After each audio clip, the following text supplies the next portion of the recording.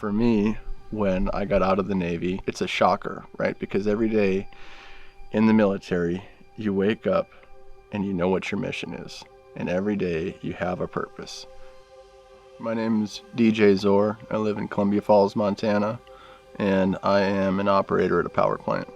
I was in the Navy from 2004 to 2010, and my role was as a mechanic and an operator on a submarine. Kids that go in when they're 18 to 20 years old, and they get out when they're 22 to 26 years old. That's the window of adult experience that they have up until that point. And then you wake up one morning and there's no mission anymore, and your sense of purpose is just a big hole now.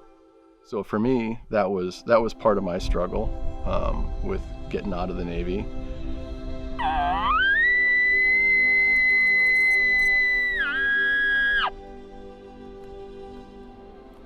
My name is Trevor Hubbs. I run the Armed Forces Initiative for Backcountry Hunters and Anglers. Backcountry Hunters and Anglers Armed Forces Initiative, or BHA AFI, is essentially the veteran and active duty military program for backcountry hunters and anglers. So if we look at backcountry hunters and anglers as this overarching conservation organization focused on public land access, focused on public wildlife access, public water access, the Armed Forces Initiative, or AFI, is simply directing that same message towards the military community, which is active duty, veterans, reservists, National Guardsmen, and Gold Star families. So the three things that the Armed Forces Initiative wants to get out of every event we do for every participant is, one, we want that immersive backcountry experience, right? The second thing that I want everybody to have is I want them to learn how to replicate these experiences. We don't do once-in-a-lifetime trips. We like to say we provide the tools for a lifetime of experiences. The third thing that I want everybody to get out of this is a new mission, and I want that mission to be conservation. 18 months after I got out, I had planned a trip to Alaska with my girlfriend at the time. She couldn't make it due to a work conflict, so I called a longtime family friend. I called Keith and I said, hey, plans change. Now it's just me solo, and I'm willing to, go a little bit further or camp a little bit more and have a more rugged experience. And he said, well, just change your flight, fly into Anchorage, and then book a flight from there to Nome, and we'll hop in some kayaks and we'll paddle across the Seward Peninsula together. So that's what I did, and it was the first time in my life that I'd been without boundaries, without fences, total freedom. So I think that whole trip changed my perspective, and that's when I decided I was going to just become active in conservation, that was going to be part of my mission going forward. My name is Paul Kemper, and I am the marketing manager at American Prairie. American Prairie is a nonprofit conservation organization focused on restoring and rewilding the shortgrass prairie in Montana. Our goal is to connect 3.2 million acres of public and private land to support a complete and thriving prairie ecosystem. What's really cool is that DJ had actually asked me to join him on this hunt before I was ever an employee at American Prairie. So as someone who won't get the chance to hunt it, to be able to be there with one of my best friends and to experience it for all its glory was something I'll cherish forever.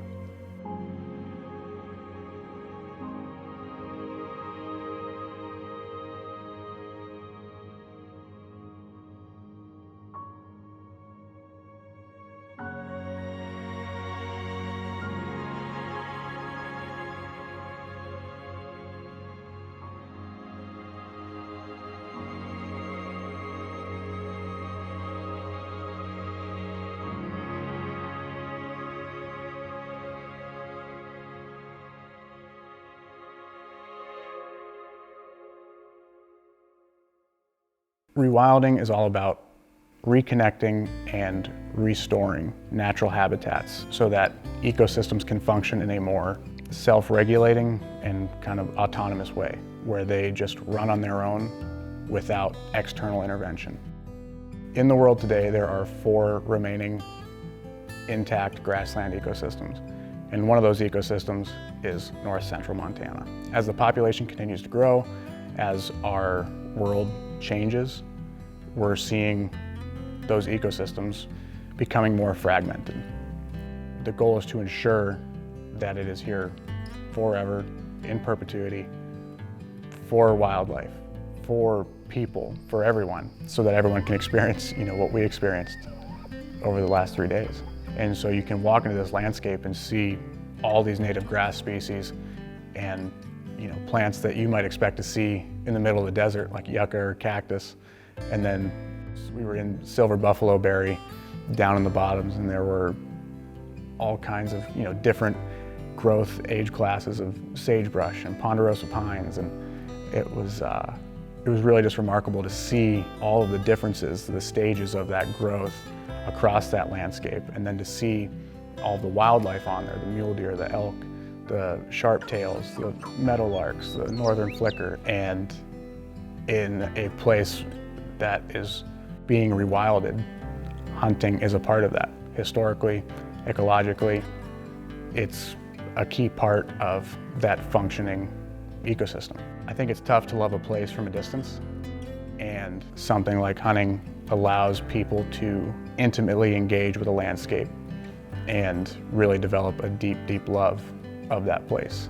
There's a lot of reasons to hunt with traditional archery equipment. It forces you to have a more intimate experience and to be closer to nature in order to find success with that thing. For every successful opportunity you make with traditional archery equipment where you're inside of 30 yards, preferably, for me, I have to be inside of 30 yards, there's probably 20 opportunities to capitalize on with other equipment.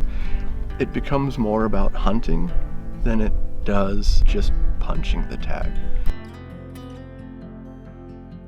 There is an incredible benefit to society, to the United States of America, in engaging these servicemen and women in a public works concept like public land advocacy, like conservation, like public access, that everyone can benefit from, utilizing these core character traits that are so inherent within the military community. At the Armed Forces Initiative, we are always looking for different ways we can get our participants outdoors. We started with 200 participants in a couple of states, and we've grown dramatically. We're taking out 2,300 people a year all over the country. We do see a dramatically increased level of success, an increased level of mental health stability in teaching these immersive ways to join the natural cycle.